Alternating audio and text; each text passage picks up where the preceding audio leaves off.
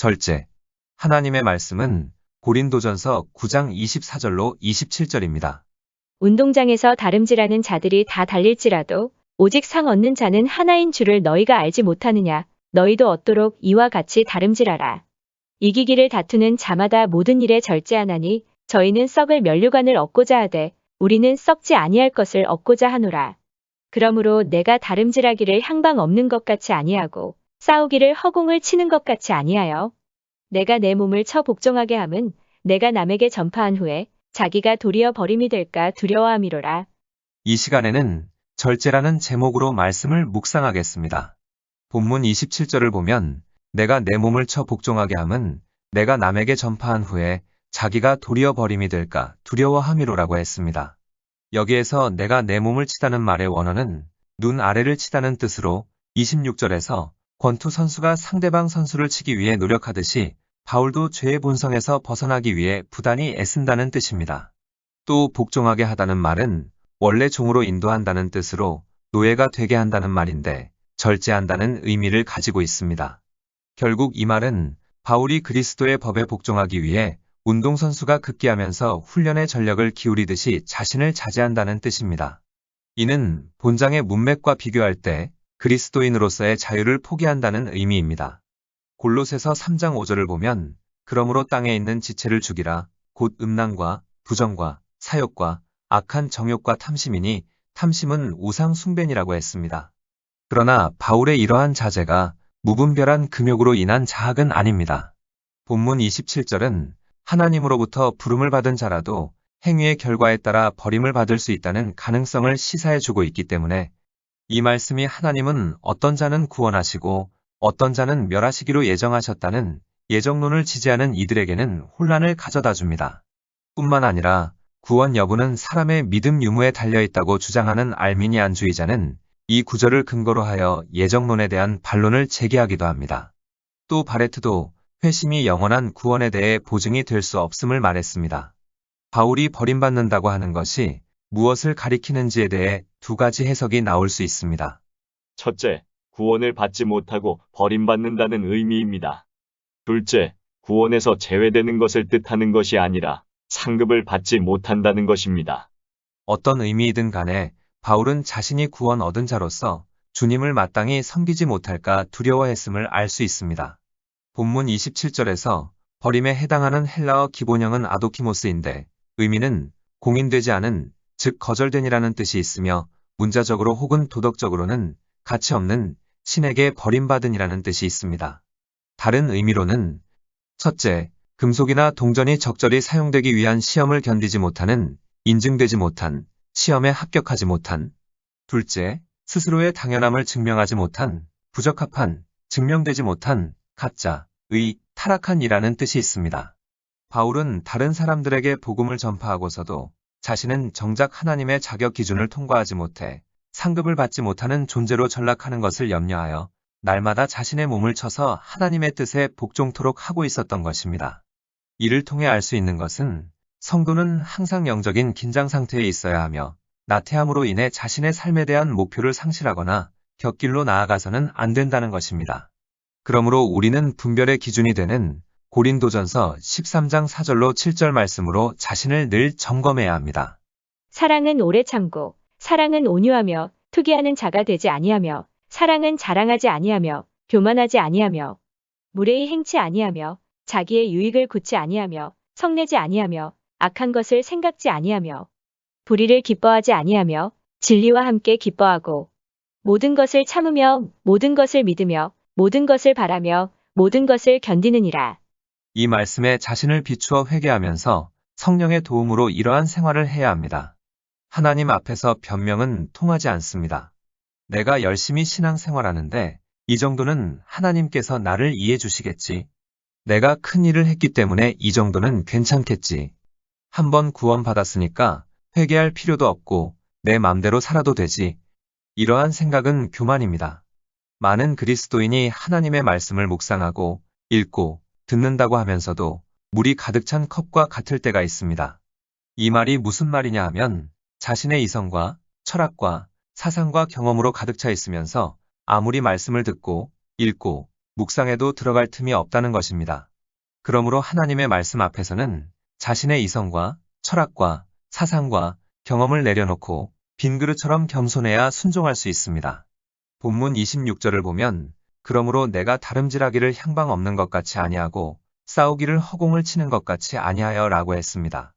바울의 시대에는 올림픽 경기가 있었고 이스드미아 경기도 있었는데 고린도 사람들에게는 이스드미아 경기가 더 친숙한 것이었습니다. 경기의 한 종목으로 시행되었던 달리기는 다른 종목보다 결승점이 분명한 것이었습니다. 선수가 아무리 빠르게 달린다고 해도 결승점이 아닌 다른 곳으로 달려서는 아무런 상을 받지 못합니다. 바울이 비유적으로 표현한 성도의 삶도 이와 유사하다고 볼 수 있습니다. 하나님을 믿고 신앙생활을 시작하는 것은 누구나 비슷하지만 그 과정과 후에 주어질 상급에는 너무나 큰 차이가 있습니다. 시작은 좋았으나 그 목표점을 잘못 찾아 멸망하는 사람이 있기 때문입니다. 이런 사람의 예를 성경에서 찾아볼 수 있는데 구약의 사울 왕과 신약의 가룟 유다가 그 대표적인 인물입니다. 사울 왕은 처음에는 열심도 있었고 백성들로부터 신망과 존경을 받았지만 끝내는 교만으로 인해 하나님으로부터 버림을 받았습니다. 가룟 유다는 예수님으로부터 12제자 가운데 한 사람으로 특별히 선택된 사람이었지만 세상의 정욕과 재물의 눈이 어두워 멸망의 길을 가고 말았습니다. 이러한 사람은 신앙생활의 목표를 상실하고 좌초한 본보기입니다. 성도는 항상 이 생의 삶보다는 하늘나라에서 누릴 영생과 상급을 바라보며 자신의 길을 정확하게 달려가야 합니다. 본문 25절을 보면 이기기를 다투는 자마다 모든 일에 절제하나니 저희는 썩을 면류관을 얻고자 하되 우리는 썩지 아니할 것을 얻고자 하노라고 했습니다. 이 구절에서 절제한다는 말은 어떤 명령 아래에 있는 것 혹은 욕망을 억제하는 것을 의미합니다. 하늘나라의 상급을 향해 달려가는 성도는 세상을 향한 욕심을 다스릴 줄 알아야 합니다. 육신의 소욕을 따라 사는 사람은 잠시의 쾌락을 누릴지는 모르나 더욱 큰 기쁨을 상실하게 됨을 깨닫지 못합니다. 예수님께서는 진주 장사의 비유를 통해 정말 값진 것이 무엇이며 그것을 얻기 위해서는 어떠한 삶을 살아야 하는가를 가르쳐 주셨습니다. 마태복음 13장 45절로 46절에 천국은 마치 좋은 진주를 구하는 장사와 같으니 극히 값진 진주 하나를 만남에 가서 자기의 소유를 다 팔아 그 진주를 샀느니라. 세상의 소욕을 따라 살면서 하늘의 상급을 받을 사람은 아무도 없습니다. 성도는 어떤 기쁨이 참되고 영원한 것인지 분간할 수 있어야 합니다. 바울이 말한 썩지 아니할 것이라는 말은 하나님께서 그의 충성된 종에게 주시는 상급이 세상의 것과는 전혀 다른 차원의 것임을 의미합니다.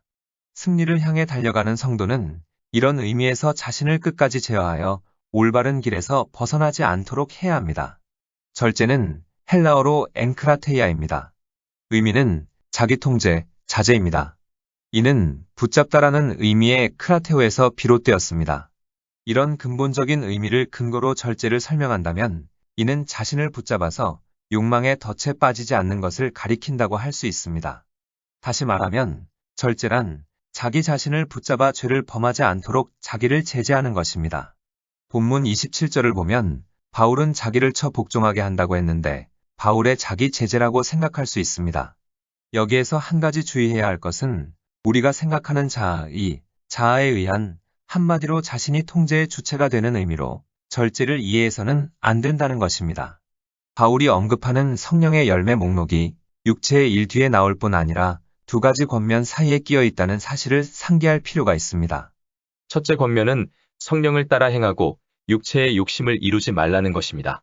갈라디아서 5장 16절에 내가 이르노니 너희는 성령을 조차 행하라. 그리하면 육체의 욕심을 이루지 아니하리라. 둘째 권면은 그리스도 예수의 사람들은 육체와 함께 그 정욕과 탐심을 십자가에 못 박았으므로 성령으로 사는 자는 마땅히 성령으로 행해야 한다는 것입니다. 갈라디아서 5장 24절로 25절에 그리스도 예수의 사람들은 육체와 함께 그 정과 욕심을 십자가에 못 박았느니라. 만일 우리가 성령으로 살면 또한 성령으로 행할지니. 절제는 성령의 열매로 우리 손으로 맺는 열매가 아님을 깨닫게 된다면 우리는 좀 더 겸손해지고 성령의 도우심을 간구하고 의지하게 될 것입니다. 절제가 복음을 위해 성령으로 자기를 통제하는 것임을 온전히 이해하게 된다면 자아가 더 이상 중앙 무대를 차지하지 않을 것입니다. 절제는 보편적으로 어떤 무엇을 하지 않는 것을 가리키는 부정적인 의미로 사용되고 있습니다. 예를 들면 금욕, 금주, 금연 등을 들 수 있습니다. 이런 부정적인 의미에서의 절제를 실행에 옮겼던 예수님 당대의 유대교의 한 종파로 에세네파가 있습니다. 이들은 예루살렘을 중심으로 한 바리새파와 사두개파의 종교적, 정치적 타락의 환멸을 느껴 별도의 집단 활동을 했던 무리들입니다. 근처의 사막지대인 쿰란 지역으로 옮겨 집단적으로 은둔적 굶거 생활을 했던 무리들도 있었습니다. 이들은 쾌락을 악으로 간주하면서 자제와 욕망에 굴복치 않는 것을 미덕으로 생각했습니다. 일부 성경학자들은 광야에서 메뚜기와 석청을 먹고 약대 털옷을 입고 지냈던 세례 요한이 바로 이 종파에 속했을 것이란 가능성을 조심스레 이야기하기도 합니다. 그러나 우리는 에세네파와 같이 어떤 특정한 일을 단죄하지 않음으로써 훌륭한 그리스도인이 될 수 있다고 생각해서는 안 됩니다.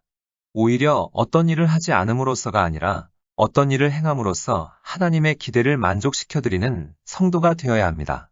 다시 말하면 그리스도인이 되는 것은 부정적인 것이 아니라 긍정적인 것입니다. 이러한 견지에서 볼 때 긍정적 차원에서의 절제란 단지 어떤 일을 하지 않는 것에 그치는 것이 아니라 오히려 적극적으로 한 걸음 더 나아가서 어떤 일을 행하는 것이라고 할 수 있습니다. 왜냐하면 기독교는 부정적인 종교가 아니라 긍정적인 종교이기 때문입니다. 절제의 긍정적 측면을 다음과 같이 설명할 수 있습니다. 본래 하나님과 인간과의 관계는 좋은 관계, 선한 관계였습니다. 그런데 죄로 인해 좋은 관계가 악화되어 버렸습니다. 이로 인해 인간의 본성에 우리 자신을 그냥 내어 맡기게 되면 자연히 죄의 열매를 맺을 수밖에 없게 되었습니다. 이를 바울은 갈라디아서 5장 19절로 21절에서 육체의 일로 설명하고 있습니다. 육체의 일은 현저하니 곧 음행과 더러운 것과 호색과 우상 숭배와 술수와 원수를 맺는 것과 분쟁과 시기와 분냄과 당짓는 것과 불리함과 이단과 투기와 술 취함과 방탕함과 또 그와 같은 것들이라. 전에 너희에게 경계한 것 같이 경계하노니 이런 일을 하는 자들은 하나님의 나라를 유업으로 받지 못할 것이요. 이것이 타락한 인간의 모습입니다. 이런 면에서 볼 때 인간은 고장난 기계와도 같다고 볼 수 있습니다. 고장난 기계의 부품들은 서로 조화를 이루지 못합니다. 즉 인간 속에 있는 욕망은 이미 영에게 굴복하지 않는 것입니다. 이런 까닭에 예로부터 일부의 사람들은 몸을 영원히 갇혀있는 감옥으로 생각했습니다. 즉 몸은 악한 것이며 반면에 영은 선한 것으로 생각했던 것입니다. 그리하여 영혼이 몸의 감옥으로부터 탈출하는 것을 구원받는 것으로 간주했습니다. 이런 대표적인 사상이 영지주의입니다. 그러면 몸을 행동하게끔 만드는 것은 무엇이며 죄란 어디서부터 오는 것일까요?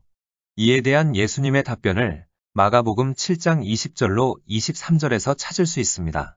또 가라사대 사람에게서 나오는 그것이 사람을 더럽게 하느니라.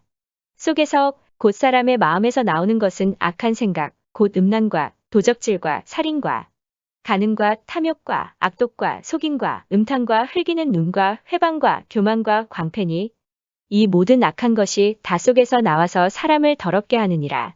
결국 우리는 마음을 절제하고 자제할 때 죄에서 벗어날 수 있습니다. 죄의 기원은 잘못된 선택입니다. 죄는 본래 선한 것을 잘못 사용하는 것입니다. 그러나 선한 것을 바르게 사용하면 언제나 선한 것입니다. 만일 선한 것이 그릇될 때, 그릇된 장소에서, 그릇된 방법으로 사용되면 여기에서 죄가 발생하게 됩니다. 탕자의 비유는 이 점에 있어 좋은 예를 보여주고 있습니다. 탕자는 그릇된 시간인 부친의 소천 때까지 기다리지 못했으며 그릇된 장소인 창기의 집에서 그릇된 방법인 허랑방탕함과 자신의 이기적 쾌락을 위해 아버지에게서 받은 재물을 모두 탕진했습니다. 본능 자체가 나쁜 것은 아닙니다. 본능이 바른 때에 바른 장소에서 바른 방법으로 사용되기만 하면 본능 자체는 거룩한 것입니다. 반면에 본능이 그릇된 때에 그릇된 장소에서 그릇된 방법으로 사용되면 이는 절제하지 못하는 것이요. 따라서 죄를 조성하게 됩니다. 그러므로 절제란 단지 어떤 일을 하지 않는 것만으로 만족해 하는 것이 아니라 보다 적극적으로 나아가서 하나님이 보시기에 선한 일들을 도모하는 것이라고 말할 수 있습니다. 그렇다면 그리스도인으로서 무엇을 절제해야 하는지 구체적으로 살펴보도록 하겠습니다. 그리스도인이 절제해야 할 것은 첫째, 육체와 영혼을 잘 돌보는 것입니다. 고린도전서 10장 31절에 그런즉 너희가 먹든지 마시든지 무엇을 하든지 다 하나님의 영광을 위하여 하라. 건강한 육체에 건강한 정신이 깃든다는 말은 세상 사람들도 즐겨 사용하는 말입니다. 그리스도인은 한 걸음 더 나아가 육체는 내 것이 아닌 주님 것이므로 잘못 사용해서는 안 됩니다. 육체는 우리를 만드신 주님의 소유이기 때문입니다. 따라서 술은 물론이요, 담배나 마약 등 백해무익한 것으로 몸을 병들게 한다면 우리는 주인의 소유를 잘못 관리한 책임을 주님께로부터 추궁당하게 될 것입니다. 병든 몸에서 선한 것이 나올 수 없습니다. 간혹 젊은 나이에 몸을 혹사하여 죽음에 이른 경우 가족들 중에서 하나님이 어떻게 이렇게 하실 수 있느냐고 원망하는 경우가 있습니다. 또 어떤 그리스도인은 이런 경우에 이것이 하나님의 뜻이라고 말하기도 합니다. 하지만 하나님의 뜻은 사람들이 육체를 잘 관리하여 건강하게 사는 것이며 생육하고 번성하라고 했으므로 무절제한 삶을 살다 젊은 나이에 죽음에 이르는 것이 하나님의 뜻이라고 단정하기는 곤란합니다. 그러므로 하나님을 원망하면서 책임을 하나님께 돌리면 안 됩니다. 이는 자신의 몸을 잘 관리하지 못한 본인의 잘못입니다. 우리는 또한 영혼이 건강하도록 힘써야 합니다.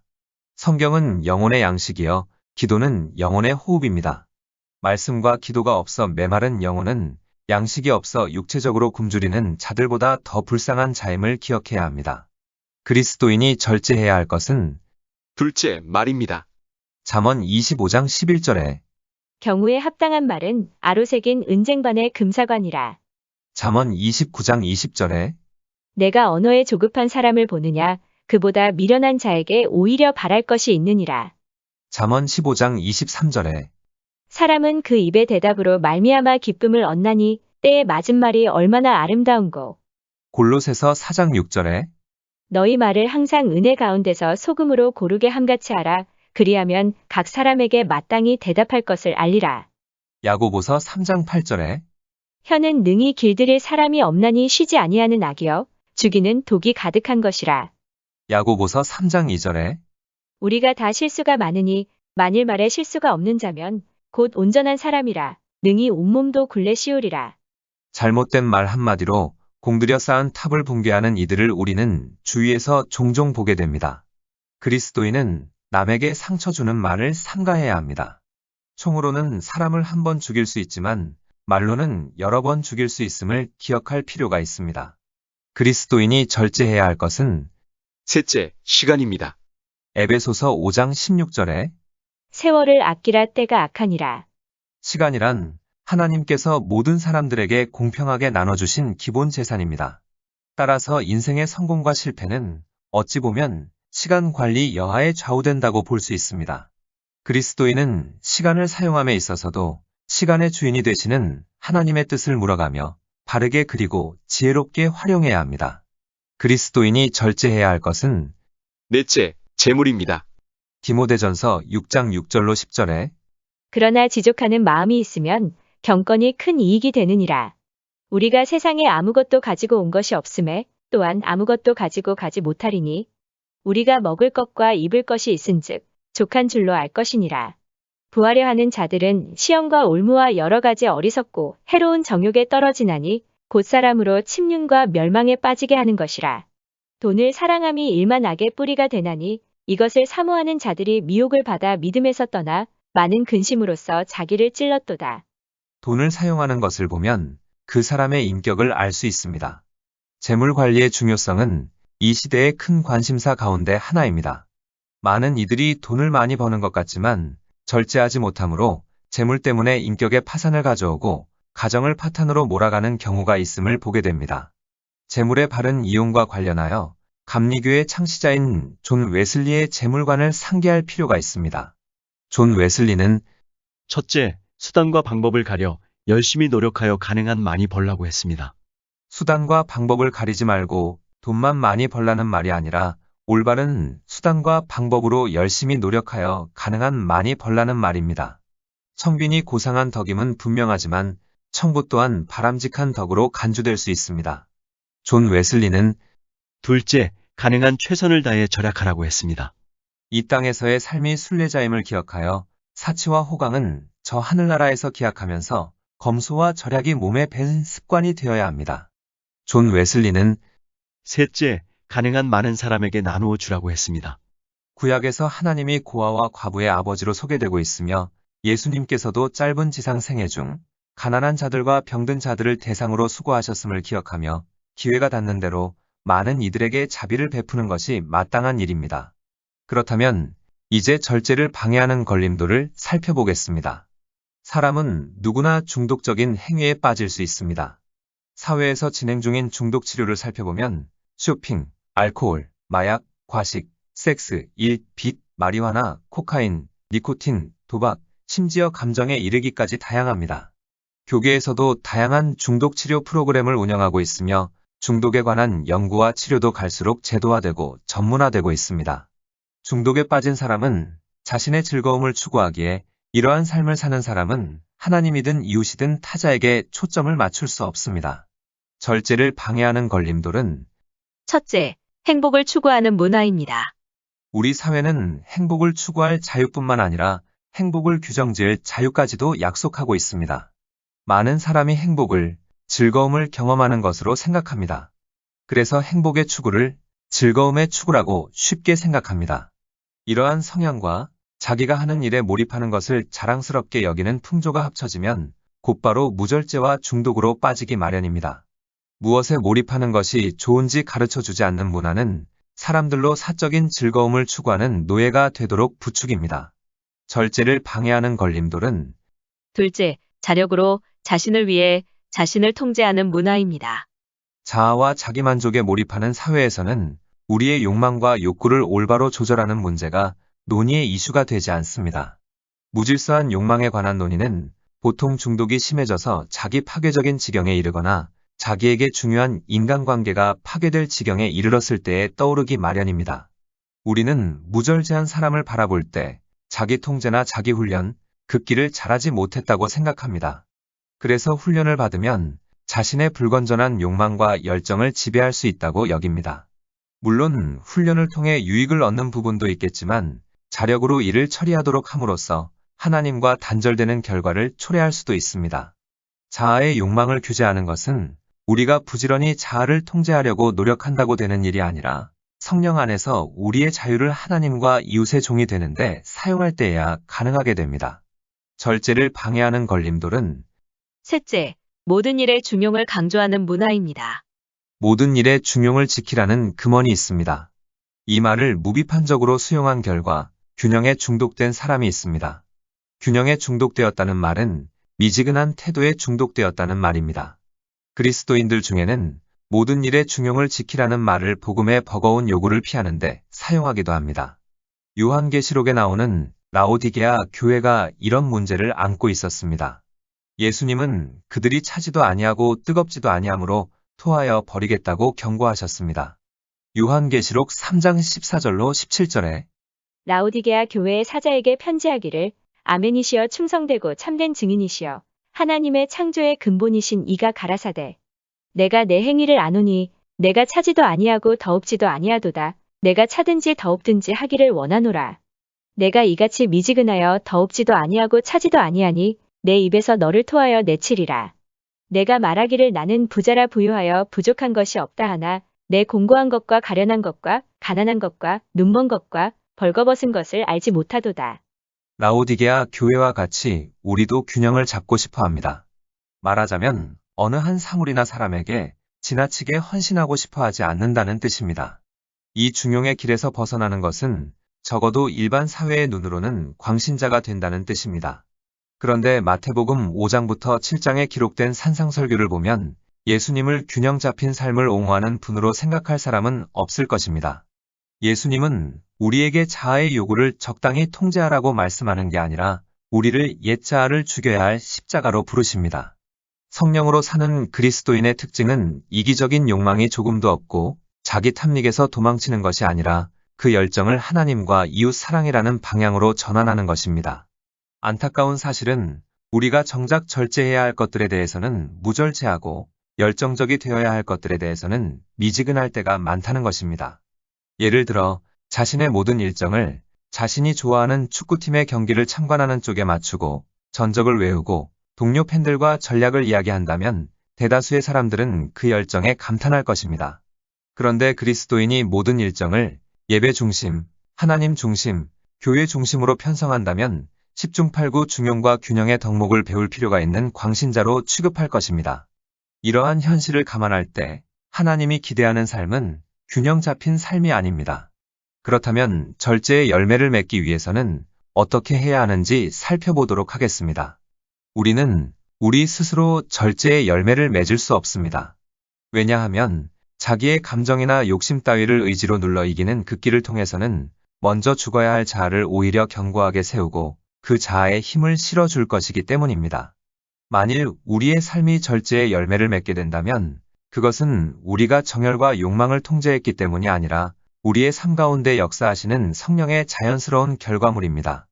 사랑, 희락, 화평, 오래 참음, 자비, 양선, 충성, 온유의 열매가 성령의 역사로 맺은 것이라면 이 열매들이 번성하는 요건이 바로 자아의 추방이었기 때문입니다. 절제의 열매를 맺기 위해서는 첫째, 예배에 참여해야 합니다. 성령의 열매를 양성하는데 가장 중요한 통로는 함께 예배하러 모이는 믿음의 공동체인 교회 생활입니다. 왜냐하면 교회 생활은 타인지향적이기 때문입니다. 좋은 예배는 우리로 하여금 건전한 신학을 개발하도록 합니다. 건전한 신학은 우리의 내향적인 성향, 곧 혼자 즐기는 것을 추구하는 성향을 인식하고 경계하도록 합니다. 우리가 하나님을 예배하는 것은 하나님은 우리의 예배를 받기에 합당하신 분이고 성경과 전통이 하나님은 우리의 예배를 기뻐하는 분이라고 가르쳐 주기 때문입니다. 그러므로 예배는 무엇보다도 하나님을 기쁘게 하는데 초점을 맞춥니다. 만일 하나님이 우리를 예배하는 존재로 창조하셨다면 예배로부터 우리가 즐거움을 얻는 것은 당연한 것입니다. 우리가 이웃을 섬기는 것으로부터 얻는 즐거움도 마찬가지입니다. 이런 즐거움이 우리의 목표는 아닐지라도 하나님이 원하시는 바를 소원하고 또 그런 소원에 따라 행동하는 것으로부터 오는 즐거움을 거부할 필요는 없습니다. 그런즉 옳게 이해하고 옳게 드리는 예배는 우리의 올바른 욕망을 형성하고 올바른 방향으로 나아가게 합니다. 우리는 창조주 하나님 존전에 함께 모여 우리와 함께 하시는 하나님에 관한 웅대한 이야기를 반복적으로 듣게 됩니다. 이 이야기는 자신을 중심으로 한 자신의 이야기를 장황하게 늘어놓을 필요가 없도록 우리를 해방시켜주는 동시에 우리의 인생을 하나님의 이야기 안에 두도록 도와줍니다.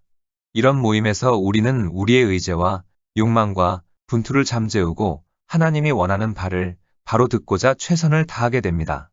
절제의 열매를 맺기 위해서는 둘째, 금식과 침묵을 적절히 활용해야 합니다.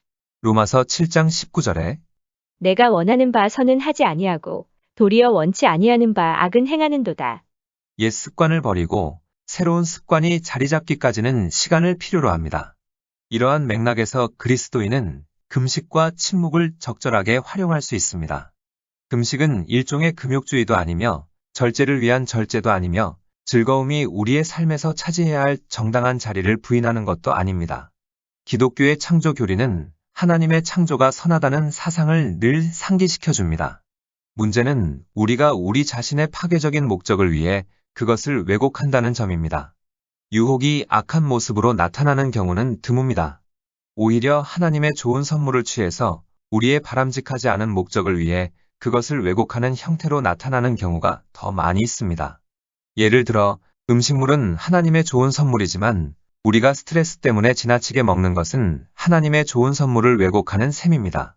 말은 하나님의 좋은 선물이지만 우리가 혀를 사용해서 서로를 격려하고 세워주는 대신에 불화의 씨를 뿌리고 서로를 무너뜨리는 것은 하나님의 좋은 선물을 왜곡하는 것입니다.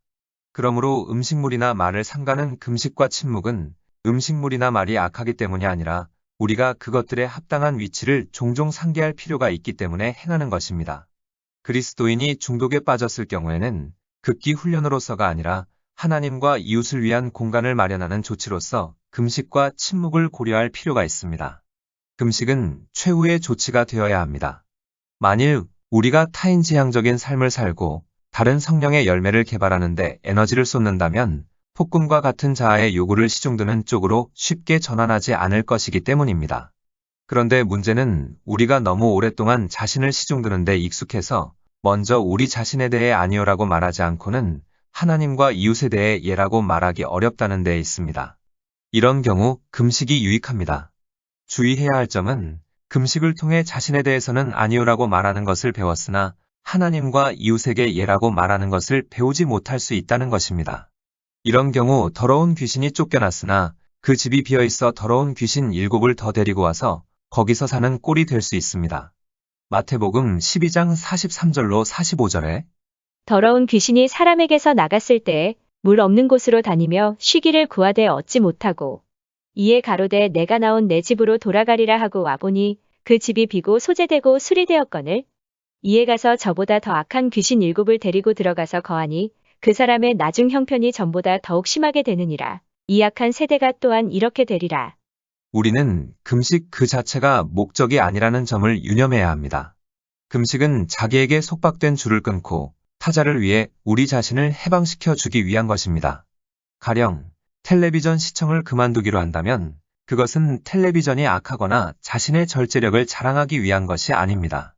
텔레비전 시청을 그만두는 이유는 첫째로 텔레비전을 시청하면 그 시간에 남을 섬길 수 없기 때문이고, 둘째로 텔레비전 시청에 보내는 시간은 자신의 이기적인 욕망을 부추겨서 타인을 섬기지 못하게 방해하기 때문입니다. 이런 금식은 분명 유익하고 그리스도인에게 유용한 자원이 될 수 있지만 그것을 조심스럽게 활용할 필요가 있습니다. 일종의 극기 행위로 수행되는 금식은 종종 자기중심적인 면을 부추겨서 중독을 불러오기 때문입니다. 금식에 잠재되어 있는 이 같은 자기 파괴적인 특징은 오래전부터 지적되어 왔습니다. 이사야 선지자는 이스라엘 백성들에게 그들의 금식을 하나님이 받지 않으시는 것은 이웃을 압제하고 불의를 행하면서 자기중심적인 금식으로 하나님을 기쁘게 하려 한다고 경고했습니다. 이사야 58장 3절로 14절에 이르기를 우리가 금식하되 주께서 보지 아니하심은 어찌미오며 우리가 마음을 괴롭게 하되 주께서 알아주지 아니하심은 어찌미니이까 하느니라. 보라 너희가 금식하는 날에 오락을 찾아 얻으며 온갖 일을 시키는도다. 보라 너희가 금식하면서 다투며 싸우며 악한 주먹으로 치는도다. 너희의 오늘 금식하는 것은 너희 목소리로 상달케 하려 하는 것이 아니라 이것이 어찌 나의 기뻐하는 금식이 되겠으며 이것이 어찌 사람이 그 마음을 괴롭게 하는 날이 되겠느냐. 그 머리를 갈대같이 숙이고 굵은 배와 재를 펴는 것을 어찌 금식이라 하겠으며 여호와께 연락될 날이라 하겠느냐. 나의 기뻐하는 금식은 흉악의 결박을 풀어주며 멍에의 줄을 끌어주며 압제당하는 자를 자유케 하며 모든 멍에를 꺾는 것이 아니겠느냐. 또 줄인 자에게 내 식물을 나눠주며 유리하는 빈민을 내 집에 들이며 벗은 자를 보면 입히며 또 내 골육을 피하여 스스로 숨지 아니하는 것이 아니겠느냐. 그리하면 내 빛이 아침같이 비칠 것이며 내 치료가 급속할 것이며 내 의가 내 앞에 행하고 여호와의 영광이 내 뒤에 호위하리니 내가 부를 때에는 나 여호와가 응답하겠고 내가 부르짖을 때에는 말하기를 내가 여기 있다 하리라. 만일 내가 너희 중에서 멍에와 손가락질과 허망한 말을 제하여 버리고 줄인 자에게 내 심정을 동하며 괴로워하는 자의 마음을 만족해 하면 내 빛이 흑암 중에서 발하여 내 어두움이 낮과 같이 될 것이며 나 여호와가 너를 항상 인도하여 마른 곳에서도 내 영혼을 만족해 하며 내 뼈를 경고케 하리니 너는 물된 동산 같겠고 물이 끊어지지 아니하는 샘 같을 것이라. 내게서 날 자들이 오래 황폐된 곳들을 다시 세울 것이며 너는 역대에 파괴된 기초를 쌓으리니 너를 일컬어 무너진 데를 수보하는 자라 할 것이며 길을 수축하여 거할 곳이 되게 하는 자라 하리라. 만일 안식일에 내 발을 금하여 내 성일의 오락을 행치 아니하고 안식일을 일컬어 즐거운 날이라 여호와의 성일을 존귀한 날이라 하여 이를 존귀히 여기고 내 길로 행치 아니하며 내 오락을 굳지 아니하며 사사로운 말을 하지 아니하면 내가 여호와의 안에서 즐거움을 얻을 것이라. 내가 너를 땅의 높은 곳에 올리고 내 조상 야곱의 업으로 기르리라. 여호와의 입의 말이니라. 성경에서 금식을 긍정적으로 언급하는 곳을 보면 금식은 언제나 기도와 연계되어 있음을 알 수 있습니다. 자기 의지로 하는 금식과 기도는 자신의 뜻을 완전히 죽이는 것이 아니라 오히려 하나님의 뜻을 자신의 뜻에 맞추려고 하는 행위입니다. 이럴 때 기도와 금식은 자기 부인의 연습이기보다는 자의식을 배양하는 연습이 됩니다. 너무 바쁘게 살다 보니 삶의 방향에 대해 깊이 생각할 시간이나 에너지가 별로 없어서 자신도 모르는 사이에 중독을 키울 때가 있습니다. 이런 경우 우리가 습관적으로 그리고 종종 아무 생각 없이 관여하는 해로운 행위에 대해서 아니요라고 말하는 법을 배우는 것이 하나님과 이웃에게 예라고 말할 수 있는 공간을 만드는 유일한 방법이 됩니다. 말씀을 정리하겠습니다. 절제는 헬라어로 앵크라테이아인데 의미는 자기 통제, 자제입니다. 이는 붙잡다라는 의미의 크라테오에서 비롯되었습니다. 이런 근본적인 의미를 근거로 절제를 설명한다면 이는 자신을 붙잡아서 욕망의 덫에 빠지지 않는 것을 가리킨다고 할 수 있습니다. 다시 말하면 절제란 자기 자신을 붙잡아 죄를 범하지 않도록 자기를 제재하는 것입니다. 여기에서 한 가지 주의해야 할 것은 우리가 생각하는 자아에 의한 한마디로 자신이 통제의 주체가 되는 의미로 절제를 이해해서는 안 된다는 것입니다. 절제는 성령의 열매로 우리 손으로 맺을 수 있는 것이 아닙니다. 절제는 복음을 위해 성령으로 자기를 통제하는 것입니다. 그리스도인이 절제해야 할 것은 첫째, 육체와 영혼을 잘 돌보는 것입니다. 둘째, 말입니다. 셋째, 시간입니다. 넷째, 재물입니다. 절제를 방해하는 걸림돌은 첫째, 행복을 추구하는 문화입니다. 둘째, 자력으로 자신을 위해 자신을 통제하는 문화입니다. 셋째, 모든 일에 중용을 강조하는 문화입니다. 절제의 열매를 맺기 위해서는 첫째, 예배에 참여해야 합니다. 둘째, 금식과 침묵을 적절히 활용해야 합니다. 기도하시겠습니다. 하나님, 자아가 중심이 되어 절제의 열매를 맺으려 했던 어리석음을 회개하오니 용서하여 주옵소서. 복음을 위해 성령으로 자기를 통제하며 하나님의 영광을 위해 육체와 영혼, 말, 시간, 재물을 잘 관리하게 하옵소서. 예수님의 이름으로 기도드립니다. 아멘. 하나님께서는 내 형편이 어떠하든 내 신분이 무엇이든 무슨 죄를 지었든 변함없이 나를 사랑하십니다.